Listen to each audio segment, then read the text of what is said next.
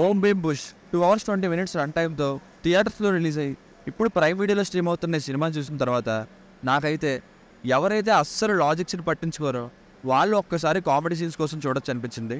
పేరులోనే ఆల్రెడీ చెప్పారు no logic only magic అని.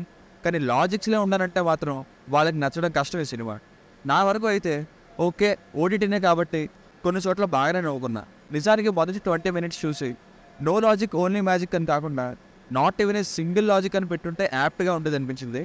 కాసేపటికి ఇంకా సినిమాకి అలవాటు పడడం వల్ల ఏమో స్టోరీలో ఒక ఫ్లో ఉంది, స్టోరీ టెల్లింగ్ బాగుంది, ఆ కామెడీ టైమింగ్కి కాస్త కనెక్ట్ అయ్యా.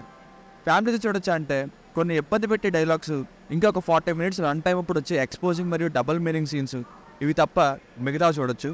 కానీ కొన్ని చోట్ల అయితే ఇబ్బంది పడతారు. బేసిక్ స్టోరీ లైన్ ఏంటంటే ముగ్గురు స్నేహితులకి మొత్తానికి డాక్టరేట్ బలవంతంగా వచ్చాక సైన్స్ని యూజ్ చేసి దెయ్యాలు వదిలించే ఇలాంటి పనులతో జనాల దగ్గర ఎక్కువ డబ్బులు కొట్టేద్దామని చూస్తారు.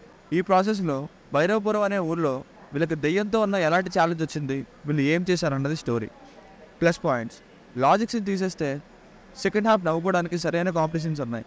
ఈవెన్ వన్ లైనర్ డైలాగ్స్ కూడా నవ్వుని తెప్పిస్తాయి. పర్ఫార్మెన్సెస్ ఎస్పెషల్లీ శ్రీ విష్ణు గారు, ప్రియదర్శి గారు, ఇంకా రచ్చరవి గారు, ఇంకా రాహుల్ రామకృష్ణ గారు వీళ్ళవి టూ గుడ్ అనేలా ఉన్నాయి. స్టోరీ టెల్లింగ్ ఇలా ఒక ప్రాపర్ ఫ్లోలో వెళ్ళి ఇంటర్వెల్కి నెక్స్ట్ టైం జరగబోతుందో చూడాలనే విధంగా ఉంది. సెకండ్ హాఫ్లో ఆ దెయ్యం సెటప్, ఫ్లాష్ బ్యాక్, ఫన్ స్కోప్ని బాగా సెట్ చేసుకున్నారు. సాంగ్స్ సెకండ్ హాఫ్లో బాగున్నాయి, ఫస్ట్ హాఫ్లో బాగోకపోగా అక్కర్లేదు అనిపించాయి. సినిమాటోగ్రఫీ ఇంకా మధ్య మధ్యలో గ్రాఫిక్స్ లాంటి ఎఫెక్ట్స్ బాగున్నాయి. మైనస్ పాయింట్స్ మినిమం అంటే మినిమం లాజిక్స్ ఉండవండి. అసలు ఈ సినిమా గురించి ఏమి తెలియని వాళ్ళు సినిమాని చూస్తే ఏంటి అసలు మరీ ఎంత దారుణంగానే ఫీల్స్ వస్తాయి లాజిక్ విషయంలో ఫస్ట్ 30 minutesలోనే. ఈ నో లాజిక్ అనే పాయింట్ని చాలా సీరియస్గా తీసుకున్నారనిపించింది. ఫస్ట్ 30 minutes ఎందుకు అంతసేపు వీళ్ళకి డాక్టరేట్ గురించి చూపించారో తెలియదు. దీనివల్ల ఓవరాల్ ఫస్ట్ హాఫ్ ఇంపాక్ట్ తగ్గింది.